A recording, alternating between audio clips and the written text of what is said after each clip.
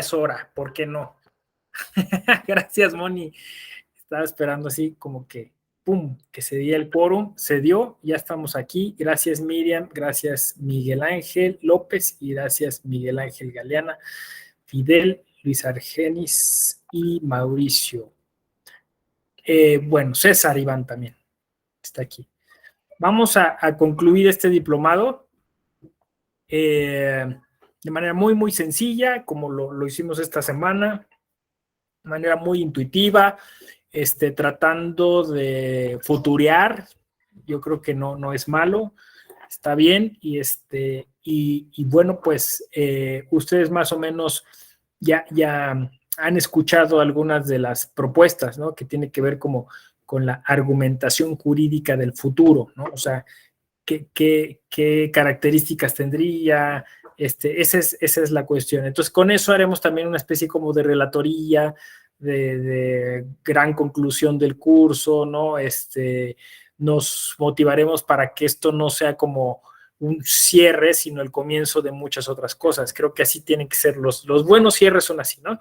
Cuando dices, estoy encarrilado, estoy encarrilada, y quiero seguir, ¿no? Quiero seguir con este tema.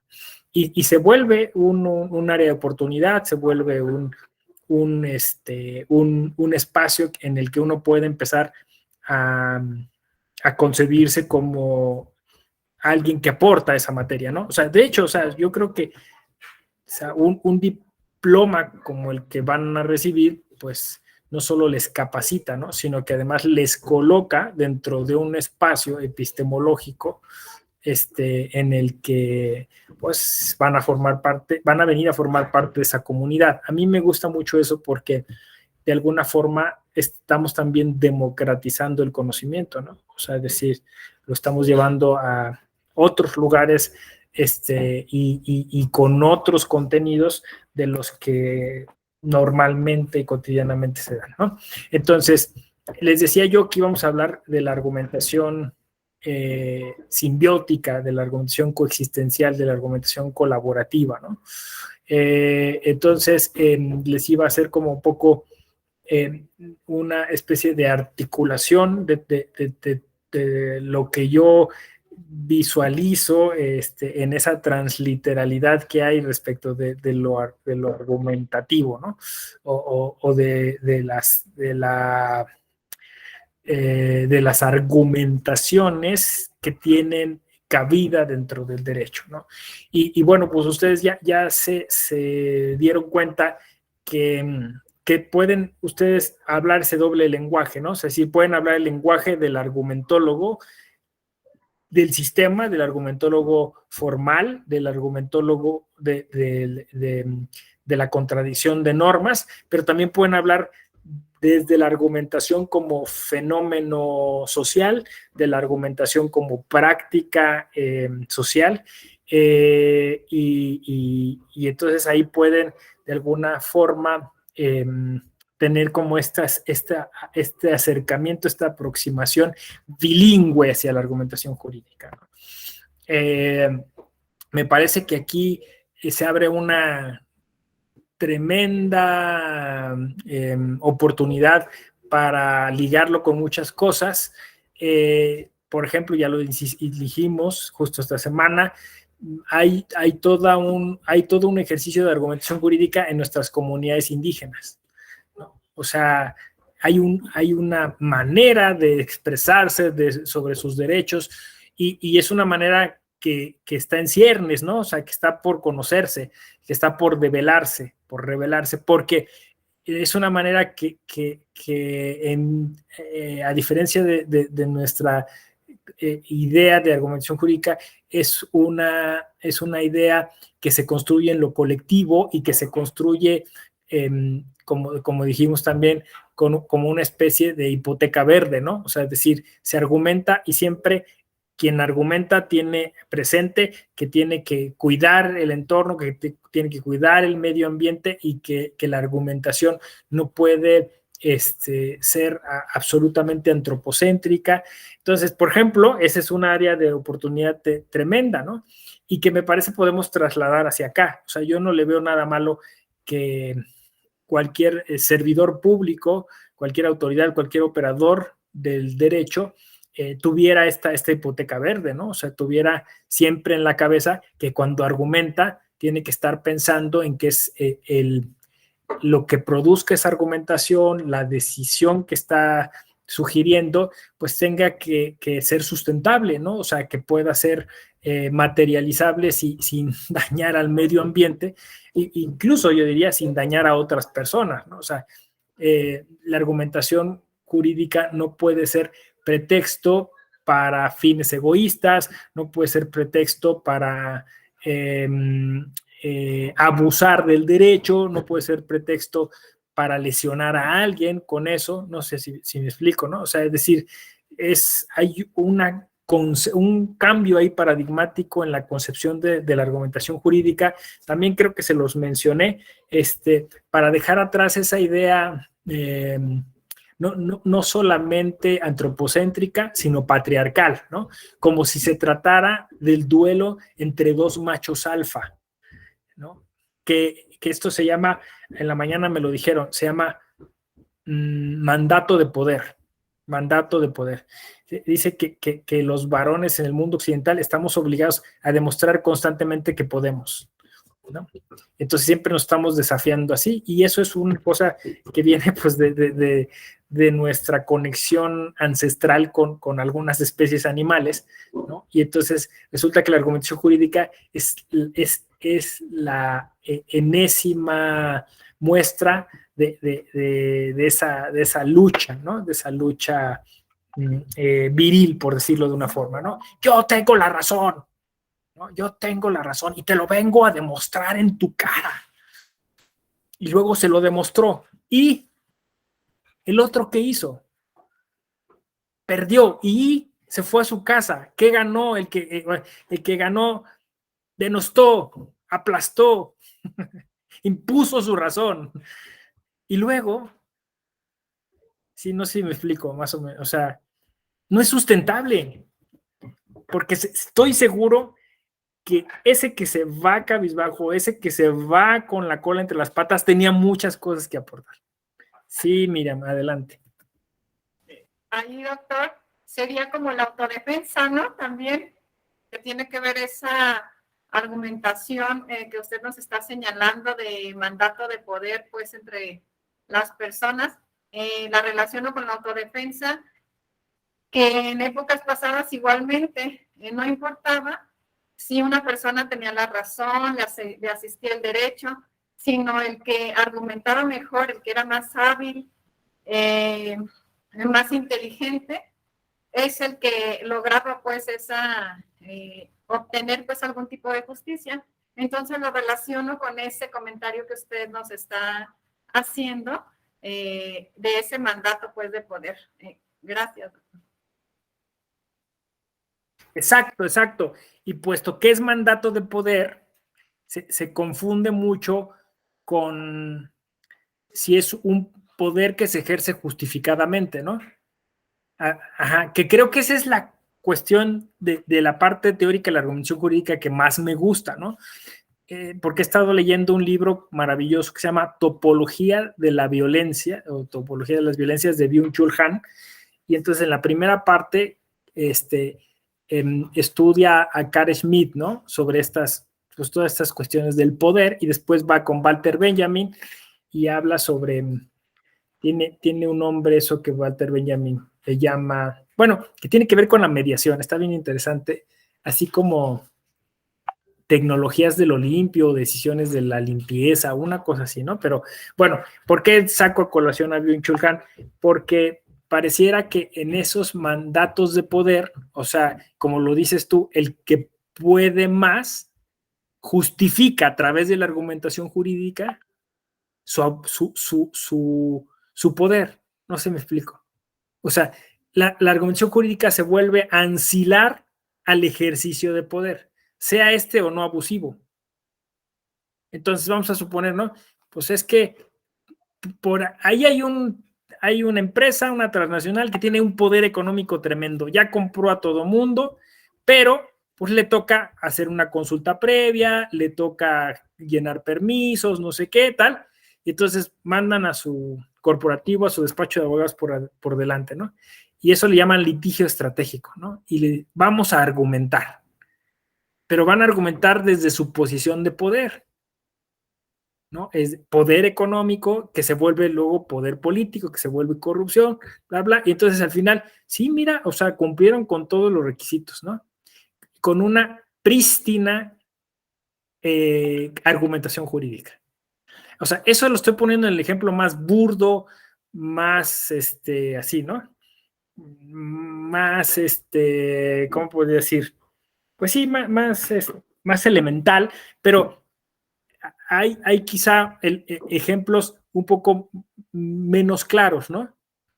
O sea, el juez que quiere imponer su visión machista o su visión clasista, ¿no? Y que lo sabe o no lo sabe, que es consciente o inconsciente de ello, y dice, pero argumenté, ¿no? O sea, mi preocupación es que la argumentación sirva de un efecto make-up, no sé, ¿no? O sea, un caballo de Troya del abuso de poder. A ver, leo lo que nos pusiste, Fidel. La persuasión como parte de la argumentación. Ah, bueno, justo eso está en el libro de Byung-Chul Han, ¿no? Porque la persuasión creo que es importante. El problema es cuando se le utiliza sin ética, ¿no? Persuadir por persuadir. Entonces, puedes persuadir, insisto, con dinero, puedes persuadir con amenazas, puedes persuadir, pero el tema es que entonces la argumentación jurídica sirve para disfrazar todos esos abusos, ¿no? Entonces, sí, por eso creo que la argumentación jurídica del futuro debe ser una argumentación jurídica. ¿Cómo haces para quitarle ese elemento a la argumentación jurídica de justificadora del abuso de poder? Vamos a dar algunas soluciones, ¿no? Uno, ¿no? Primero, la emancipas, la generalizas, la socializas, la democratizas, ¿no? Porque si solo el que tiene el poder económico puede pagar para tomar cursos de argumentación jurídica o para pagarle a alguien que tomó esos cursos, entonces necesariamente la argumentación jurídica es elitista, no sé si me explico. O sea, ¿quién lo estás diciendo tú, Fidel? No es persuasión, ¿no? ¿Quién va a ganar en un tribunal? Pues el que tiene muchos cursos de argumentación encima y que sabe cómo hacerlo y lo va a utilizar para ganar a toda costa. Entonces, si tú emancipas la argumentación y el que no tiene los recursos, pero tiene las herramientas hermenéuticas, llega ahí y se le pone al tú por tú al que tomó esos cursos, pues entonces ya está más equilibrado el asunto, ¿no? Entonces, ya ven por dónde va mi tema. O sea, es que la argumentación jurídica se ha convertido pues en una especie de mafia, por eso, porque, es decir, si quieres triunfar en el mundo jurídico, tienes que tomar estos cursos de argumentación jurídica y entonces ahora sí, ya que hiciste esa inversión, pues cóbratela con los clientes, ¿no? Cóbratela con los ilusos que no hicieron eso, ¿no? Y entonces además se van como amafiando, o sea, articulando. Entonces, no, ese no, entonces vamos a aplastarlo, ¿no? No cumplió. ¿Por qué? Porque posiblemente el juez que le toca resolver también pasó por esos cursos, ¿no? Y entonces, ¿qué pasa? Pues si llega, o sea, no hay posibilidades de suplencia a la queja, no hay posibilidades de argumentaciones de otro nivel, de otra manera de hacerlas, ¿no? Con otro lenguaje, no hay porque pues está todo eso estandarizado, ¿no? Dentro de un formato, un modelo. Entonces, esa es la primera posible solución, ¿no? O sea, quitarle ese dejo técnico, ese dejo, esa utilización elitista que se tiene y volverla una cosa ciudadana, ¿no? O sea, decir, y entonces la gente, pues, que aprenda que tiene que argumentar sobre sus derechos, ¿no? No solo conocerlos, sino saber cómo defenderse, cómo exponer y cómo ordenarlos y cómo organizar sus ideas. Digo, Obviamente, pues eso nos lleva a un proyecto educativo, pero me parece que eso es lo sensato, ¿no? La otra cuestión que puede ser útil para lograr este efecto en el que la argumentación jurídica del futuro pueda servir para, para la sociedad en sí, para que se generalice, ¿no? Pues es también de alguna manera entendiendo que hay muchas formas de argumentar, o sea, que hay muchas formas de argumentar y que de alguna manera el ejercicio democrático es tratar de articular todas esas formas de argumentar y que hay muchas formas de, de narrar y hay muchas formas de concebir cuáles son tus derechos y de defenderlos y entonces eso que podríamos llamar como pluralismo, ¿no? O sea, pluralismo argumentativo, ¿no? Y saber que pues, tenemos que buscar la construcción de espacios semióticos comunes, ¿no? O sea, donde llegamos a acuerdos y consensos sobre el sentido y el significado de las cosas, pero que los caminos para llegar a eso sean distintos, ¿no? Entonces, pues la libre expresión yo la puedo ver de una manera, pero una persona con una discapacidad visual o una discapacidad auditiva, por la libertad de expresión tiene otras características, ¿no? Y así con cada uno de esos derechos, ¿no? Entonces, parece que ahí es donde está también una posibilidad de ciudadanizar o de democratizar la argumentación jurídica, ¿no?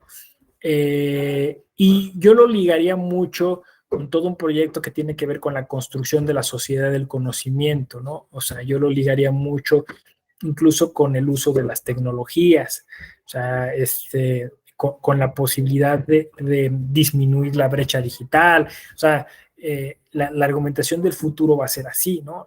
La información va a tener que, ya de hecho está sucediendo, va a fluir más, pero también la gente va a tener la posibilidad de tener más herramientas para discernir entre toda esa información que tiene disponible, ¿no? Y habrá entonces espacios donde se discutirán las ideas, espacios de argumentación, ¿no? Y entonces hay que ver la argumentación también, me parece, como una oportunidad para una cultura compositiva, una cultura no del conflicto, sin minimizar conflictos, sin ser ingenuos con que no existen los conflictos, sí existen, pero teniendo en la cabeza este chip de que la argumentación tiene que servir para construir escenarios de consensos, ¿no? Y por eso le llamo colaborativo, ¿no?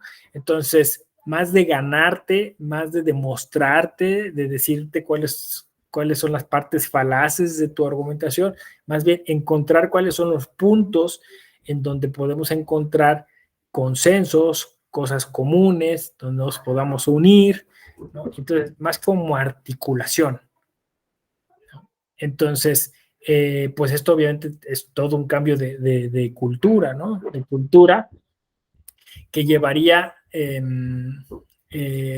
a la argumentación a una vocación realmente democrática,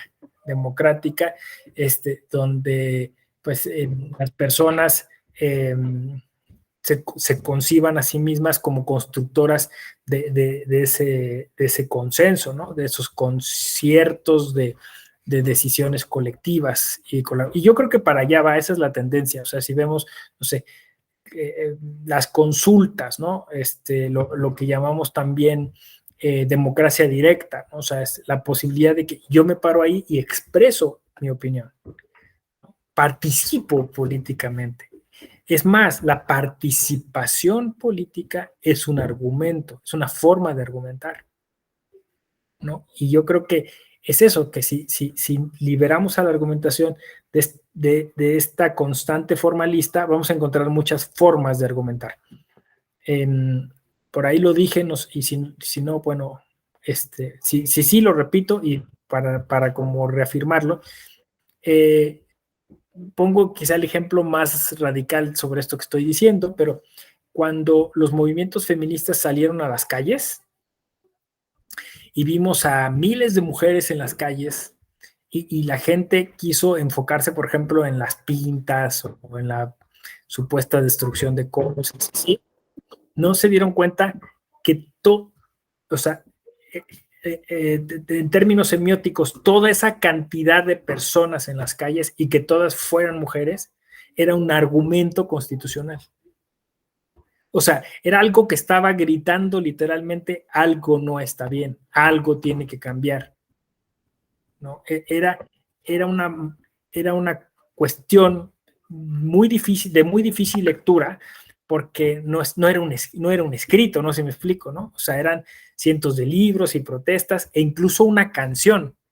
Fíjense, ¿no? Como aquí hay una argumentación jurídica muy interesante, pero muchos varones entendimos que el asunto no era del Estado, del sistema, ¿no? Sino era de nosotros.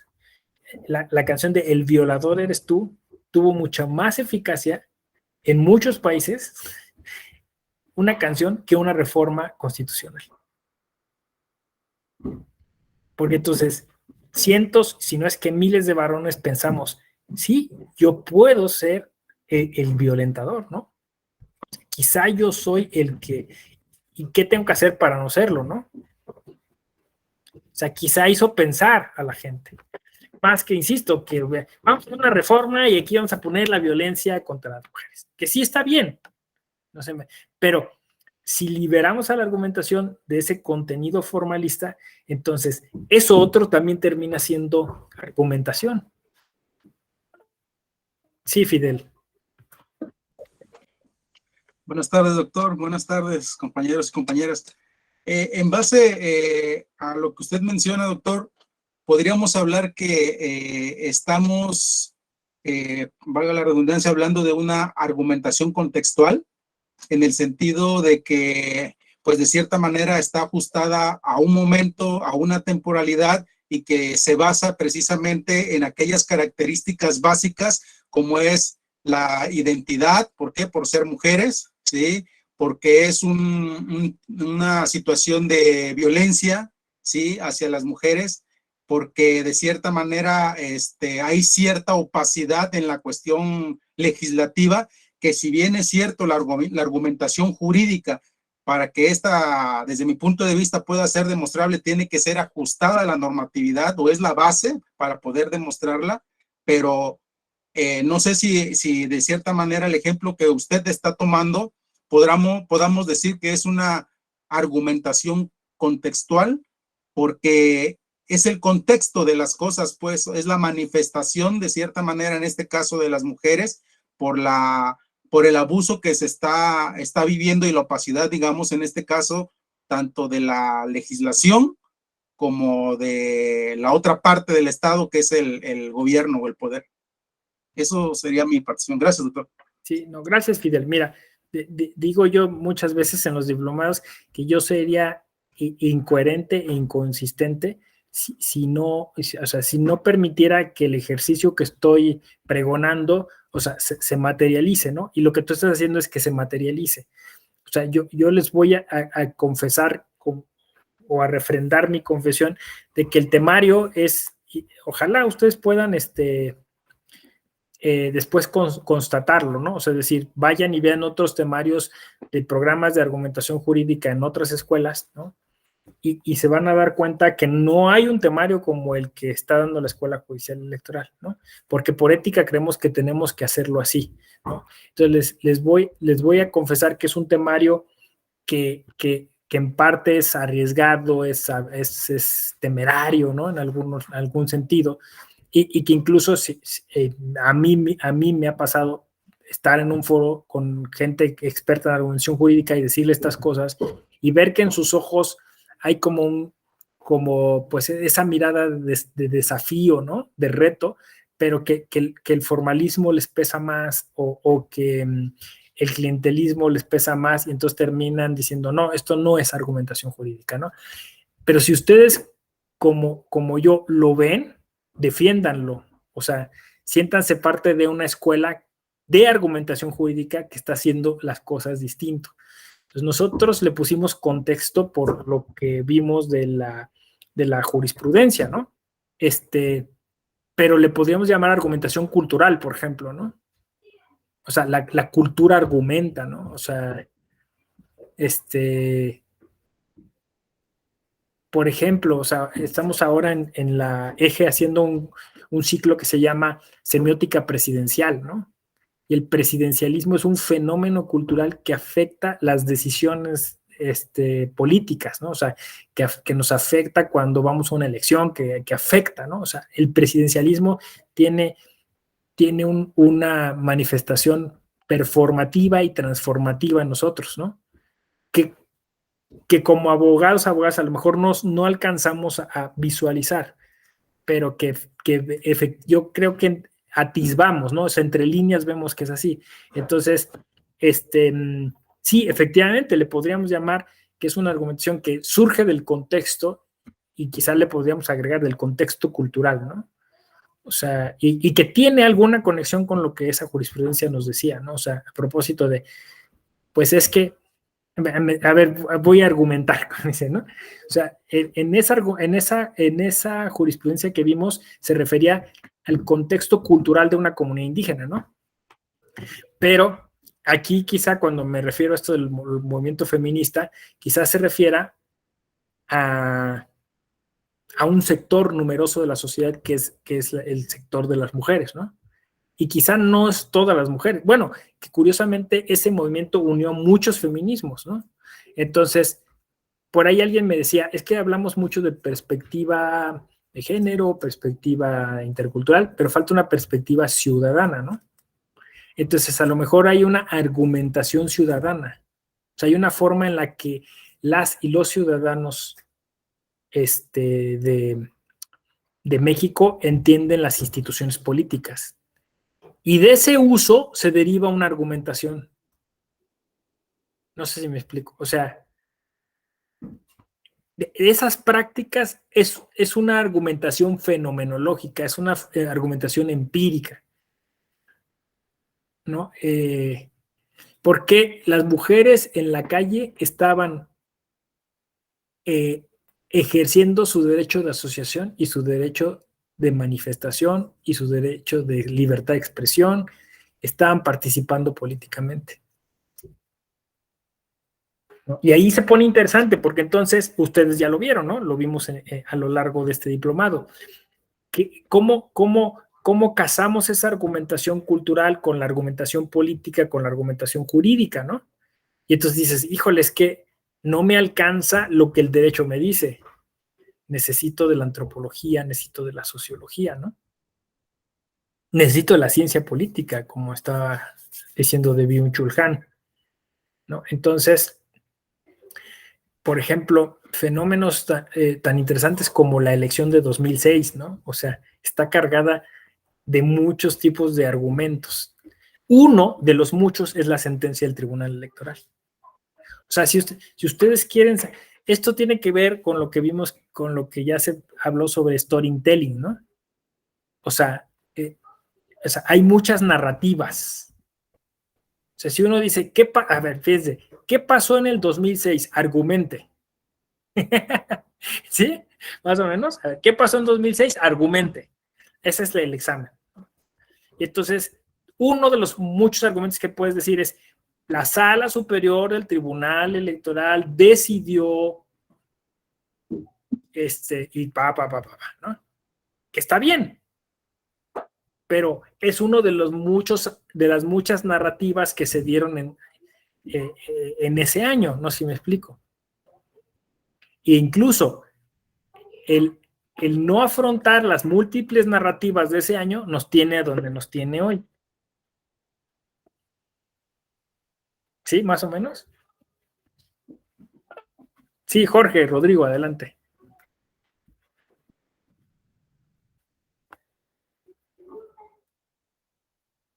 Jorge, ¿se te detonó o no se escucha o...?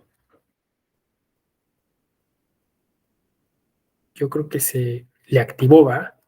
La manita. Bueno, igual si quieres, cuando quieras me interrumpes. Bueno, entonces, así, sí que, adelante, Jorge, es que no te escuchamos, o bueno, al menos yo, no sé si.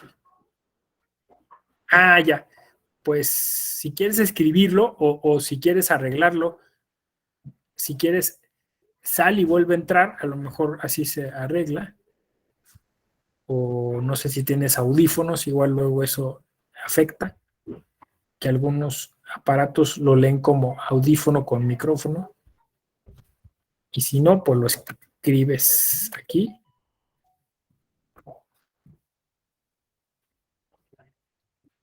Sí, es que luego pasa eso, es lo malo de la tecnología, ¿no? Listo, ¿ya me escuchan? Ya. Me tuve que conectar al teléfono. Bueno, quería hacer un comentario, pues es interesante el planteamiento que realizan de cómo fue la forma en que se eligieron los temas del diplomado, ¿no?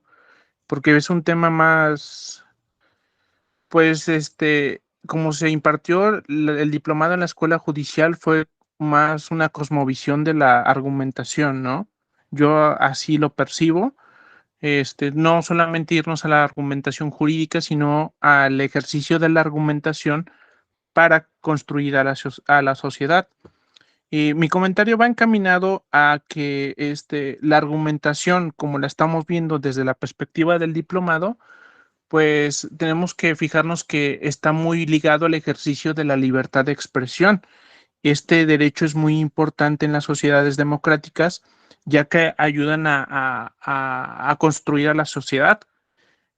Lo que sí que quería hacer como aportación es que tenemos que hacer unas sociedades más críticas, porque muchas veces están las fake news, o muchas personas se van con lo que dice un político, un medio de comunicación, y eso sesga el razonamiento, sesga el pensamiento, y hay un ejercicio, pues, mal planteado de la argumentación, de la comunicación que se da entre la sociedad, entre los medios de comunicación y el individuo. Entonces sí tenemos que culturalmente hacer que las personas tengan un pensamiento crítico, para poder, un pensamiento científico, o pensamiento crítico, que es decir, que las personas busquen los medios de información, que busquen la tesis y la antítesis de algún planteamiento, que busquen en varios medios de comunicación para constatar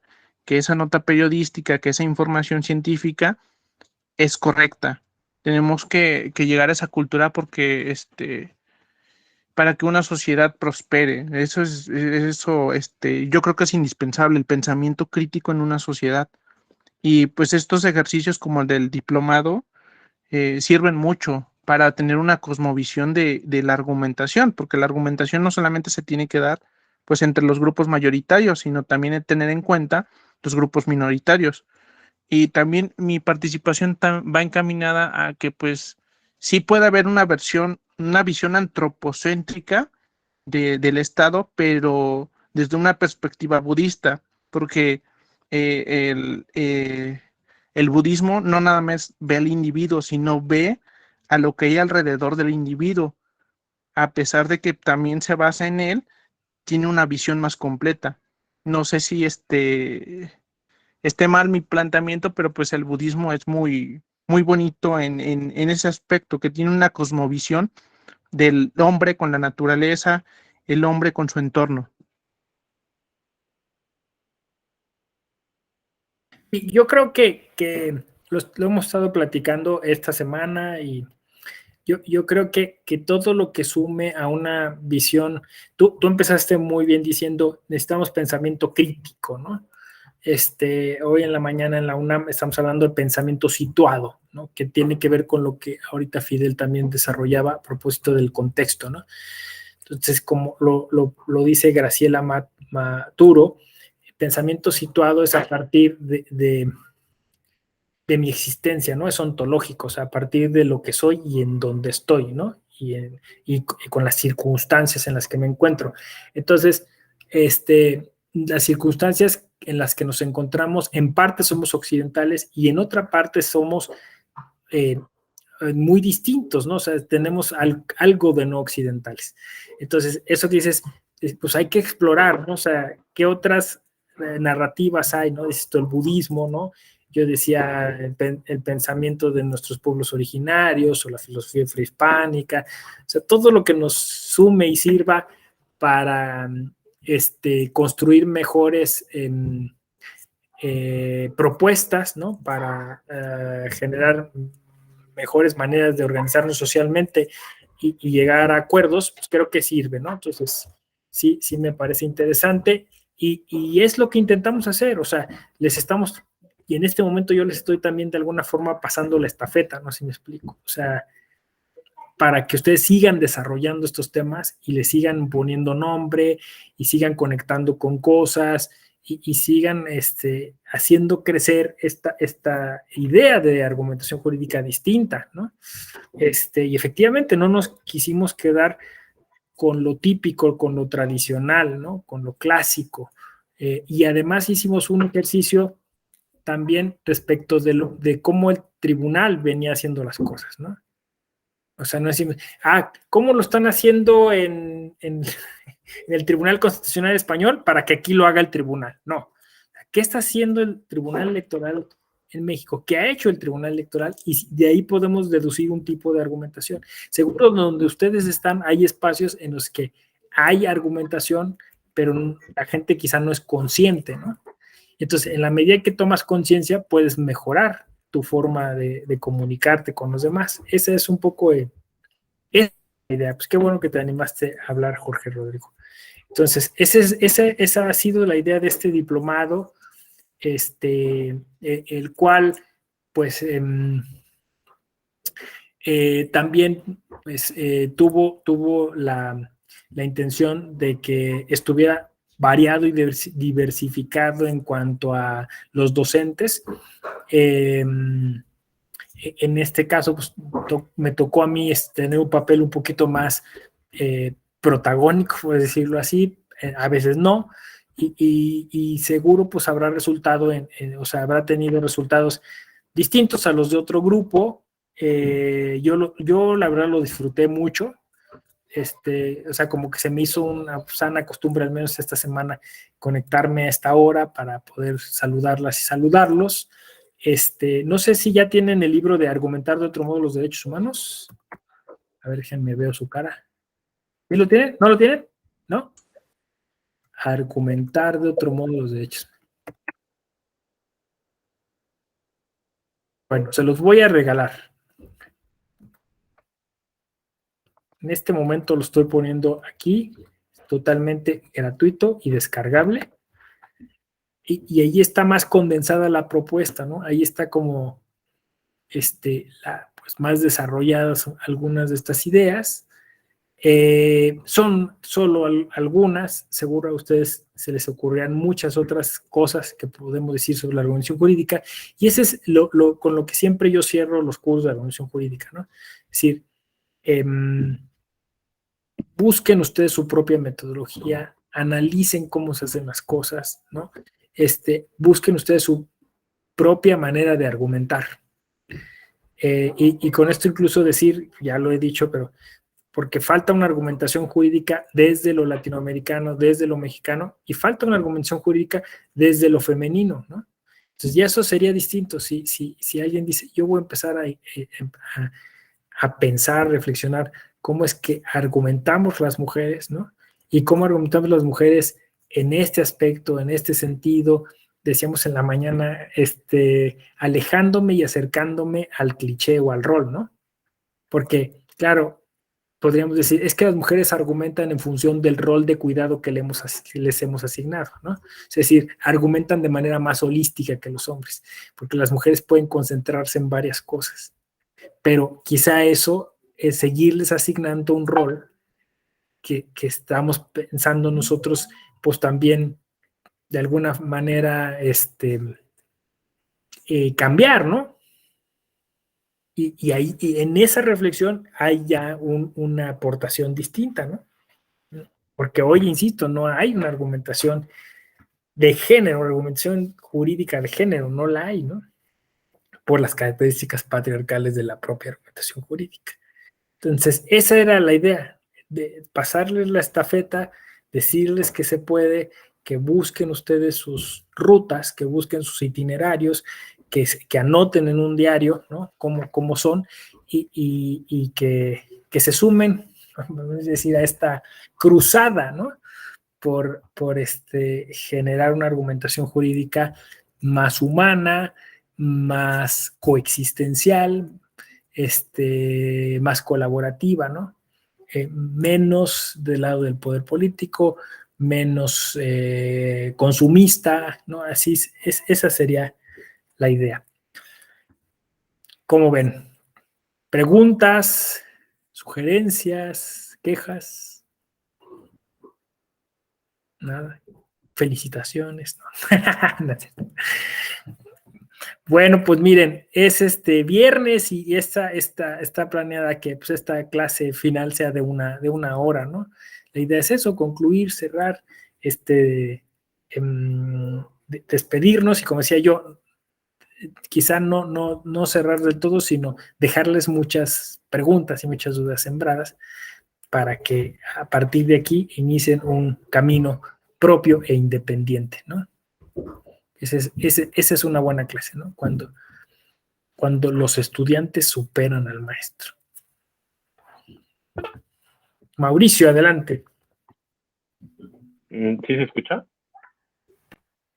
Fuerte, Perfecto. claro. Diego, además de agradecer la clase y todas las clases que nos has dado, yo lo que quería decir es que por el cómo ha sido este diplomado y la temática que se ha llevado a cabo y como tú lo mencionabas hace rato, la línea que le quiere dar la escuela judicial, creo que el tema de la ética es fundamental o ha sido como una parte fundamental del diplomado y creo más bien lo digo como aportación que tal vez el mismo curso de ética que tienen dentro de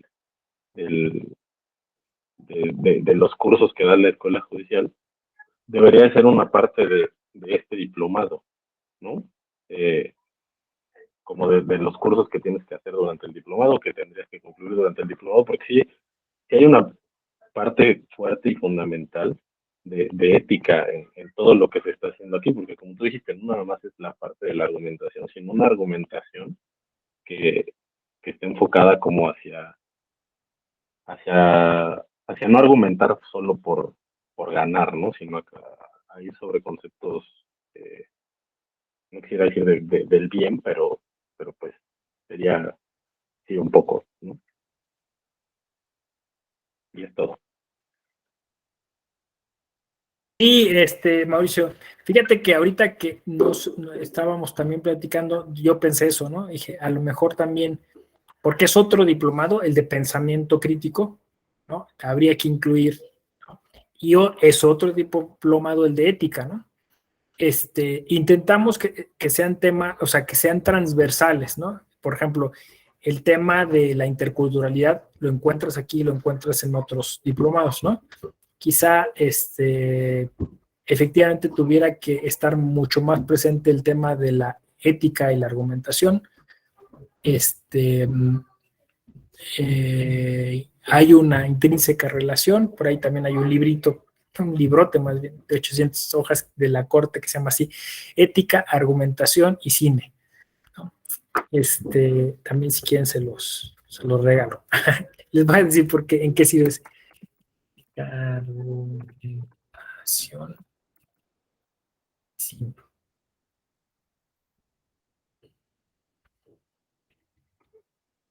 Ética, cine, ética y argumentación judicial. Déjenme ver si lo encuentro.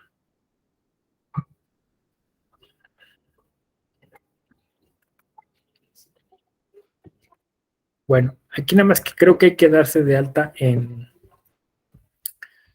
¿cómo se llama? En academia.edu. pero sí está completo, creo. Bueno, en este libro lo que van a encontrar es una herramienta utilizando el cine.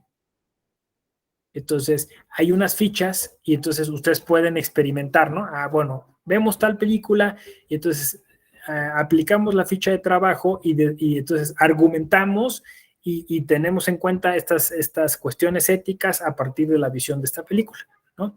Entonces, ese era el ejercicio que hicimos en la corte, que la idea era como tallerear la ética y tallerear la argumentación, ¿no? Entonces, también se los dejo aquí de regalo. Pero sí, Mauricio, tienes toda la razón. Bueno, pero me da gusto, ¿no? Que encuentren de alguna manera valiosa la oferta académica que hemos preparado con mucho cariño para ustedes. Y bueno, pues les deseo un feliz viaje en lo que siga para ustedes. Si nos volvemos a encontrar en algún espacio de la Escuela Judicial Electoral, me dará mucho gusto saludarlas y saludarlos. Yo estoy de todas maneras disponible en las redes sociales y en el correo y demás cosas que las plataformas de la Escuela Judicial Electoral tienen. Muchas gracias. Y bueno, pues Miriam, adelante. Para agradecerle, doctor, también por el presente diplomado. Me gustó mucho. Y nos llevamos esa idea de humanización, pues, y de trasladarla también en el caso de que damos clases a los alumnos o en el caso de que estamos trabajando en algún lado, de compartirla con los demás, de ser, pues, un poquito más humanos, más humildes en el trato hacia los demás y sobre cómo argumentar, pues, en ese sentido de tomar en cuenta, pues, a la demás colectividad. Y pues lo mismo que le digo al inicio, le agradezco mucho, me encantó el diplomado, ojalá coincidamos en otro como los que nos estaba comentando de ética o de opinión crítica, decía, alguno de esos, ojalá se genere. Gracias, doctor, es todo. Sí, los dos diplomados están en la oferta académica, pensamiento crítico y ética, se llama Problemas de Ética Jurídica y Judicial. Electorales, creo que se llama así el diplomado completo. Pero los dos están en la oferta. Creo que ahorita hay convocatoria. Entonces, igual, pues, si no, allá nos veríamos. Pues muchas gracias. Que tengan un muy feliz fin de semana. Cuídense mucho. Gracias, Miriam. Gracias. Bonita noche para todos y todas. Bonita noche. Hasta luego. Gracias. Gracias, igualmente. Gracias a Bye. todos. Gracias, Moni. Gracias, Luis Eduardo. Gracias.